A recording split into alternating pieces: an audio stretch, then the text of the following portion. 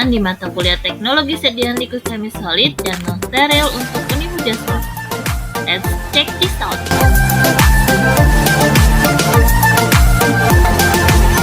Kita masuk ke video yang keempat terkait produksi dan evaluasi sediaan sirup kering. Oke, jadi sirup kering merupakan bagian dari suspensi ya. Ini dia dalam bentuk kering saja saat penyimpanan, cuman saat digunakan atau dipasien dia akan diencerkan menjadi suatu sirup. Oke, jadi untuk metode sirup kering atau suspensi kering ini adalah kita menggunakan metode granulasi dalam bentuk keringnya. Granulasi sendiri kalian akan belajar di sediaan solid ya, dia proses pembentukan partikel besar atau agregat dalam bentuk granul, jadi dia nggak serbuk ya, tapi dalam bentuk granul yang supaya dia mudah untuk didispersikan. Ukuran granul biasanya rentangnya 0,1 sampai 2 mm. Nah, tujuan granulasi sendiri untuk memudahkan pencampuran, jadi saat nanti pas ditambah air supaya si granul itu bisa langsung berdispersi dengan air yang kita tambahkan. Kemudian mendapatkan partikel dengan densitas yang lebih seragam, jadi supaya nanti juga BJ-nya dalam satu sediaan itu akan sama. Memperbaiki sifat alir, jadi dengan adanya granul itu mempermudah ikatan dengan air sehingga terdispersi merata, serta menurunkan volume serbuk, jadi supaya semua serbuk bercampur dengan air, dan meningkatkan penampilan produk. Jadi kalau granul itu lebih terlihat bagus ya daripada serbuk, karena serbuk nanti pada akhirnya dia akan memadat. Nah, granulasi sendiri ada granulasi kering dan granulasi basah. Untuk yang granulasi kering ini dia menggunakan pembuatan granul tanpa suatu bahan pengikat yang basah atau larutan pengikat. Jadi metode ini biasanya digunakan untuk zat aktif yang tidak tahan panas dan lembab serta tidak tahan air atau pelarut yang digunakan. Keuntungan dari granulasi kering ini dia memerlukan tahap proses yang lebih sedikit sehingga mengurangi kebutuhan proses validasi. Kemudian waktu hancurnya lebih cepat karena tidak perlu larutan pengikat ya, karena larutan pengikat itu memperlama waktu hancurnya, karena kita harus menghancurkan larutan pengikat dulu baru serbuknya. Kemudian tidak memerlukan pengeringan sehingga tidak terlalu lama pengerjaannya, serta dapat digunakan pada zat aktif dosis besar yang peka terhadap panas.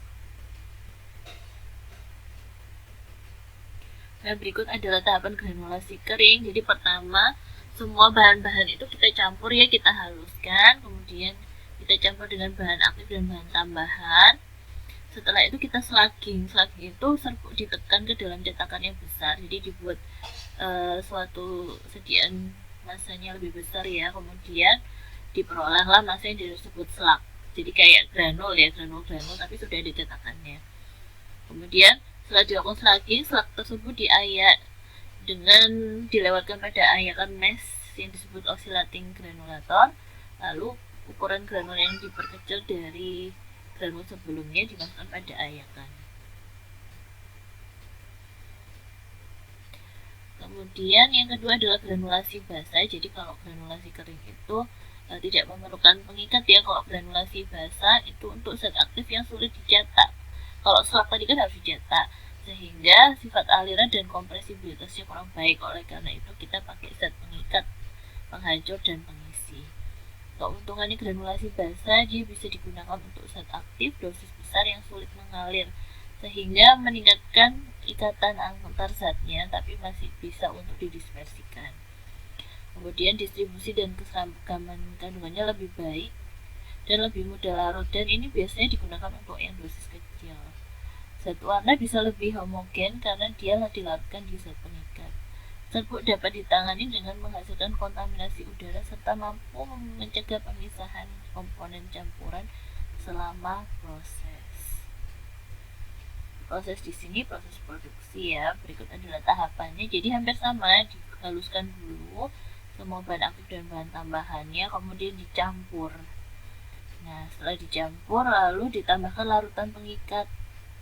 Setelah dilarutan pengikat sampai terbentuk granul, lalu diayak, diperkecil ukuran partikelnya supaya homogen juga, kemudian dikeringkan dengan oven atau field belt dryer.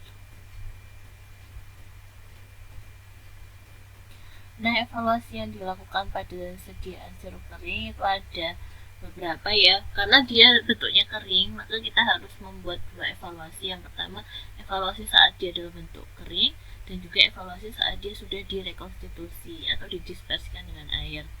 Kalau dalam bentuk kering, yang kita cek adalah organoleptis ya, warna, bau, dan rasa, kemudian pH dalam bentuk basal, mohon maaf. Kemudian distribusi ukuran partikelnya, apakah sudah homogen, laju alirnya, menggunakan corong biasanya ya, kemudian sudut istirahat, lalu moisture content atau kandungan air, karena kalau misalnya bahan-bahan yang tidak stabil terhadap air, kandungan airnya itu harus tertentu dalam sirup keringnya tersebut. Nah, setelah itu ada evaluasi yang kedua, yaitu evaluasi terhadap suspensi cair. Yang dicek hampir mirip dengan suspensi ya, organoleptis, volume sedimentasi, penentuan pH, kemampuan dia terdispersi, pengukuran zat aktif, viskositas, dan berat jenis. Baik, untuk video kali ini